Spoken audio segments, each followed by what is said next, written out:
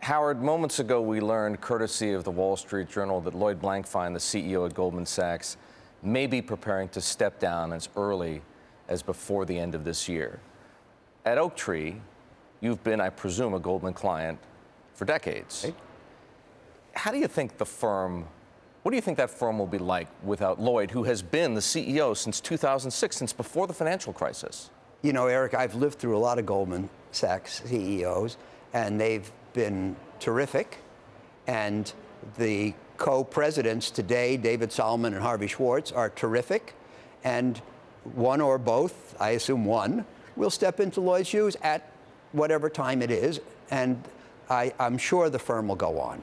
So when you do business with Goldman Sachs, you don't do business with Lloyd Blankfein every day. There are terrific people throughout that organization, as there are elsewhere. Well, again, Oaktree, interacts with just about every large financial services firm, not just in the United States, but in the world. Right. To what degree is a firm defined by its CEO, and to what degree is there an underlying culture that allows it to continue, in some respect, uninterrupted, regardless of who's sitting in the corner office? When you say a firm, that's really a difficult question to answer, because some firms are transactional. Do the deal, make the money. Some firms are culture-based. I like to think Oaktree's culture-based. Goldman Sachs, I believe, is culture-based. The question, when it went public, is will it retain its culture?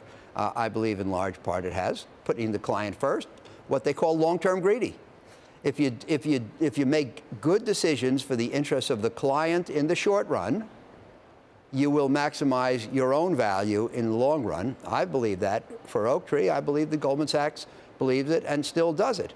And so, you know, on the one hand, a CEO puts his stamp on a company. On another hand, if it's a culture-based company with a good, strong culture, it's his job to perpetuate the culture. And I think that Lloyd has done both.